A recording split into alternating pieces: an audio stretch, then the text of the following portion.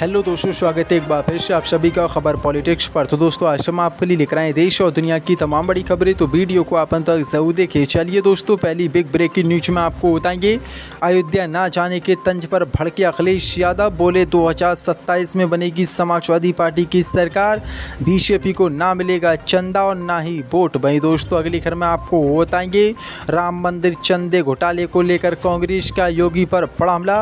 कहा, योगी बताएं कि राम मंदिर दान मामले में क्या आरएसएस के खिलाफ बुलडोजर कार्रवाई होगी। वहीं दोस्तों, आपको बताएंगे, ईरान के पूर्व सर्वोच्च नेता आयतुल्ला अली खामनेई के अंतिम विदाई में शामिल होगा भारत, केंद्रीय मंत्री और राज्यपाल हसनैन करेंगे प्रतिनिधित्व। वहीं दोस्तों, अगली खबर में आपको बताएंगे, ऑपरेशन सिंदूर के शहीदों पर घिरी मोदी सरकार, कांग्रेस बोली शहीदों का अपमान करने के लिए इस्तीफा दे राजनाथ सिंह। वहीं दोस्तों, आपको बताएंगे, कांग्रेस अध्यक्ष मल्लिकार्जुन खड़गे ने पेट्रोल डीजल के दाम नहीं घटाने पर मोदी सरकार पर साधा निशाना। कहा, बीजेपी के लिए जनता टैक्स और वसूली का जरिया। तो दोस्तों, सभी खबरों को एक एक क्रम आपको विस्तार से बताने वाले, वीडियो को आप अंत तक जरूर देखें।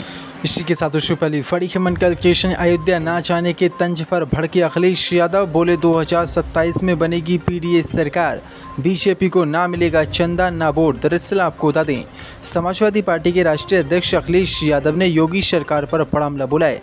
अखिलेश यादव ने कहा कि इटावा में केदारेश्वर शिव मंदिर का निर्माण पूरा होने के बाद वह मर्यादा पुरुषोत्तम भगवान राम के दर्शन करने के लिए अयोध्या जाएंगे। अखिलेश यादव ने मुख्यमंत्री योगी आदित्यनाथ की ओर से हाल ही में की गई उस टिप्पणी का जवाब भी दिया, जिसमें मुख्यमंत्री योगी ने अखिलेश के अयोध्या न जाने का जिक्र किया था। अखिलेश यादव ने कहा कि इटावा में केदारेश्वरम शिव मंदिर का निर्माण पूरा होने के बाद मैं मर्यादा पुरुषोत्तम भगवान राम के दर्शन करने के लिए अयोध्या जाऊंगा, लेकिन मुद्दा मेरे दौरे का नहीं है। अखिलेश यादव ने मुख्यमंत्री योगी की आलोचना करते हुए कहा है कि वह मुख्यमंत्री बार बार दावा करते रहे कि वह कई बार अयोध्या गए हैं, फिर भी उन्हें इस बात की जानकारी नहीं थी कि वहाँ क्या हो रहा है। इससे चिराग तले अंधेरा वाली कहावत सच साबित होती है। अखिलेश यादव ने दावा किया कि अगर वहाँ ऐसा हो सकता है तो तहसीलों, पुलिस थानों और दूसरी जगहों पर भ्रष्टाचार का स्तर क्या होगा, इसका अंदाजा लगाया जा सकता है। उन्होंने ये भी दावा किया कि पिछले एक दशक में केवल प्रयागराज में हुए विकास कार्यों का ऑडिट कराया जाए तो बड़े पैमाने पर गड़बड़ी सामने आएगी। अखिलेश ने यह भी दावा किया कि भारतीय जनता पार्टी धर्म का इस्तेमाल एक आड़ के रूप में कर रही है।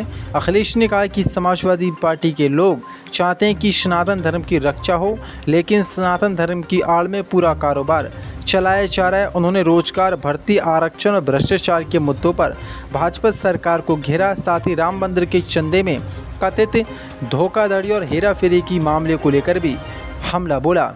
अखिलेश यादव ने कहा कि राम मंदिर के चंदे में खुलेआम हेराफेरी और धोखाधड़ी की गई है और योगी को इसका कोई अता पता नहीं है, और योगी वहां पर दावा करते हैं कि मैं राम मंदिर कई बार गया हूं। अखिलेश यादव ने कहा कि बीजेपी ने जो राम मंदिर के चंदे में चोरी की है, इसलिए 2027 में पीडीए यानी कि समाजवादी पार्टी की सरकार बनेगी।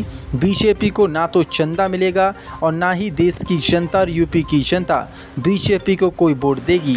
इसी के साथ बड़ी खबर, राम मंदिर चंदे के घोटाले को लेकर कांग्रेस का बड़ा हमला। कहा, योगी बताएं कि राम मंदिर दान मामले में क्या आरएसएस के खिलाफ बुलडोजर कार्रवाई होगी। दरअसल आपको बता दें, कांग्रेस के वरिष्ठ नेता पवन खेड़ा ने उत्तर प्रदेश के मुख्यमंत्री योगी आदित्यनाथ पर निशाना साधते हुए कहा है कि उनसे ये पूछा जाना चाहिए कि अयोध्या राम मंदिर के लिए मिले चंदे में कथित गड़बड़ी के मामले में क्या राष्ट्रीय स्वयंसेवक संघ यानी कि आरएसएस या प्रधानमंत्री कार्यालय पीएमओ के खिलाफ भी बुलडोजर कार्रवाई की जाएगी।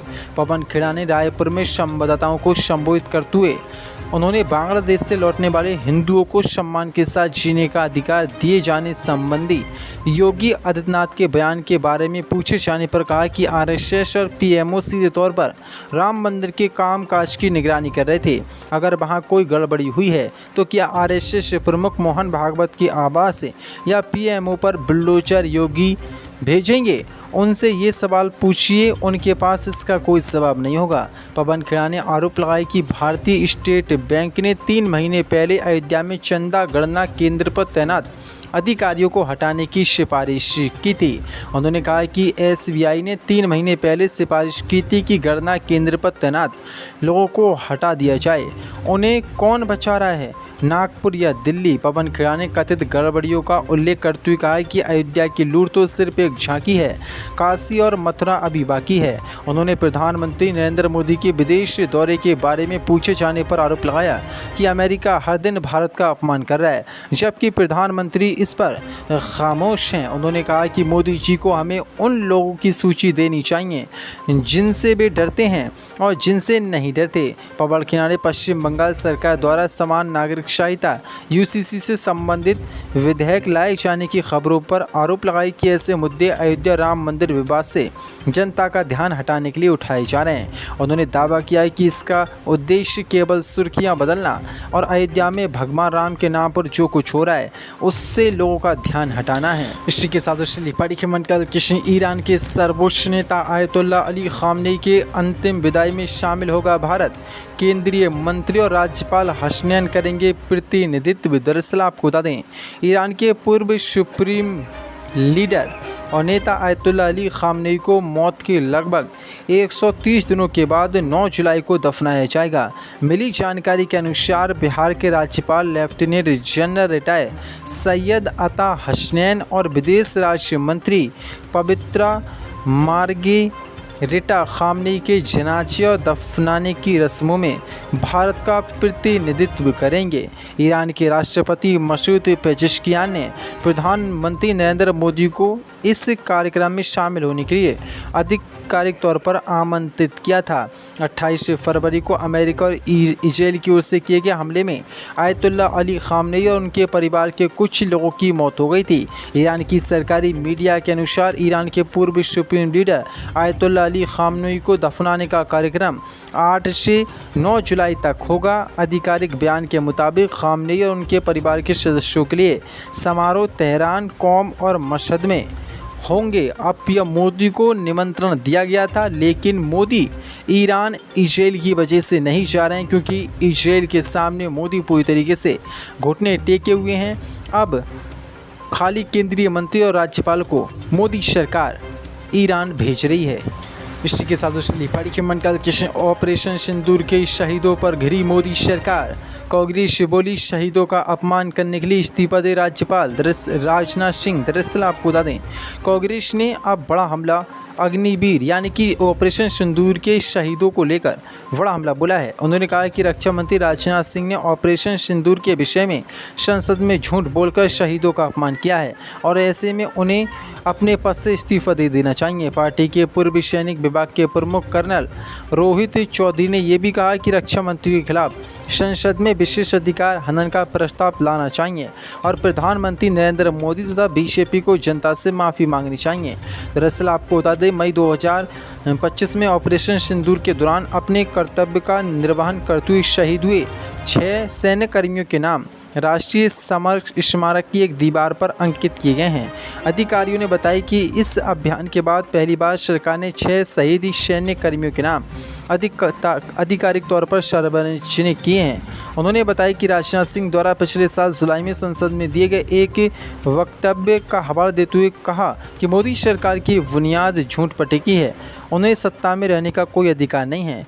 देश पूछ रहा है कि हमारे शहीद जवानों के नाम सामने आने में 13 महीने क्यों लग गए। ये राष्ट्रीय सुरक्षा के साथ खिलवाड़ है। इसी के साथ पढ़ी के मंडल कृष्ण मल्लिकार्जुन खड़गे ने पेट्रोल डीजल के दाम नहीं घटाने पर मोदी सरकार पर बोला हमला। कहा बीजेपी के लिए जनता टैक्स और वसूली का जरिया। दरअसल आपको बता दें, कांग्रेस के राष्ट्रीय अध्यक्ष मल्लिकार्जुन खड़गे ने पेट्रोल डीजल और रसोई गैस की कीमतों में कमी के बावजूद देश में दाम नहीं घटाने पर मोदी सरकार पर हमला बोला है। उन्होंने आरोप लगाया कि बीजेपी के लिए जनता केवल टैक्स और वसूली का जरिया बनकर रह गई है। उन्होंने कहा कि जब पश्चिम एशिया में युद्ध जारी था तब कच्चे तेल की कीमतें $138 प्रति बैरल थी और उस समय पेट्रोल 94.70 रुपये प्रति लीटर और डीजल 86.67 रुपये प्रति लीटर की बिक रहा था। उन्होंने दावा किया कि अब कच्चे तेल की कीमतें घटकर $70 प्रति बैरल रह गई हैं, लेकिन इसके बावजूद पेट्रोल 102 रुपये और डीजल लगभग 95 से 96 रुपये बेचा भारत में जा रहा है। उन्होंने सवाल किया कि जब कच्चे तेल की कीमतों में उल्लेखनीय गिरावट आई है तो मोदी सरकार पेट्रोल और डीजल के दाम क्यों नहीं घटा रही है। यानी कि मोदी सरकार पूरी तरीके से जो बीजेपी के लिए जनता है वो टैक्स वसूली का बीजेपी ने जरिया बना दी है।